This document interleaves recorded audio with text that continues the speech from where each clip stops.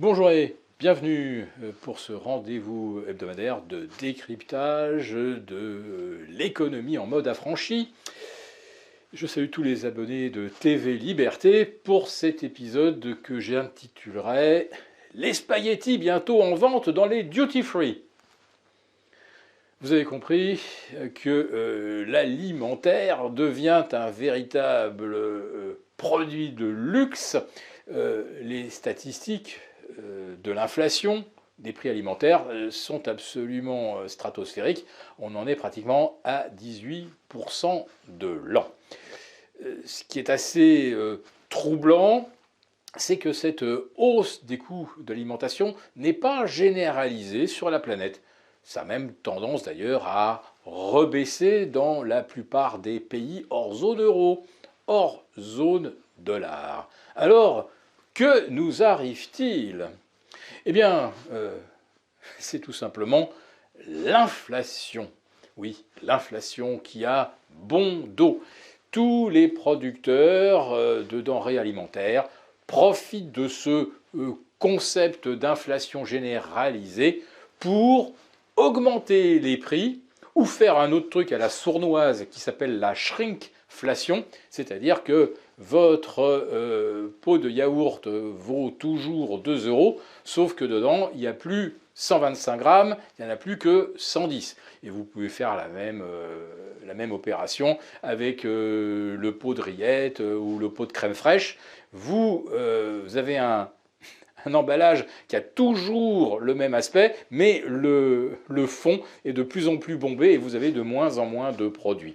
Bref, c'est presque une escroquerie, mais c'est surtout une escroquerie en bande organisée que de se dire, allez, tant qu'on y est avec l'inflation, profitons pour gonfler les prix, ça ne va pas se voir, ou pas tant que ça, et surtout, nous avons affaire à des produits de première nécessité. Donc les gens, finalement, n'ont pas le choix que de les acheter, qu'il s'agit des pâtes, des œufs, des filets de poulet, des céréales.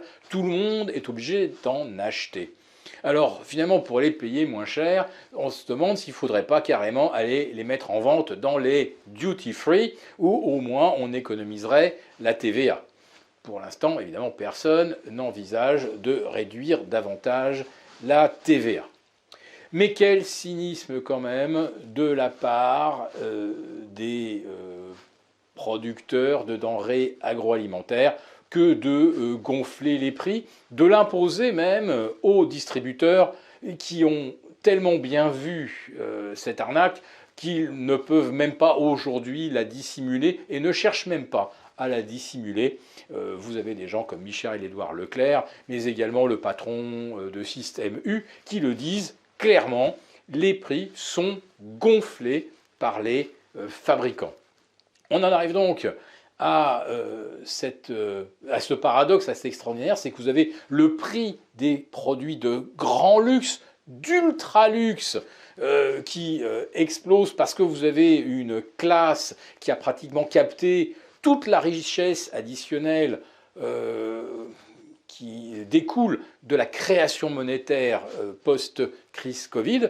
Donc ceux-là, ils préfèrent attendre la sortie du prochain sac Hermès qui sera 10% plus cher que celui qui est encore aujourd'hui accessible dans les duty free, tout simplement parce qu'on veut absolument arborer le dernier. Et vous avez à l'autre bout du spectre des gens qui subissent sur le prix du paquet de spaghettis à peu près la même hausse que sur un produit d'ultra luxe. Malheureusement, ceux qui n'ont pas les revenus leur permettant d'accéder à de l'ultra-luxe, ceux-là se trouvent bien contraints aujourd'hui et ce sont parmi ceux-là qu'on recrute le plus de gens qui sont aujourd'hui en faillite auprès de leurs banquiers. Et malheureusement, les taux ne vont pas rebaisser de sitôt. Je pense que l'élastique se tend et entre les deux bouts du spectre, ceux qui ne finissent pas leur fin de mois et ceux qui attendent la prochaine Ferrari ou le prochain sac en peau d'autruche, l'élastique est tellement tendu qu'il ne va pas tarder à claquer.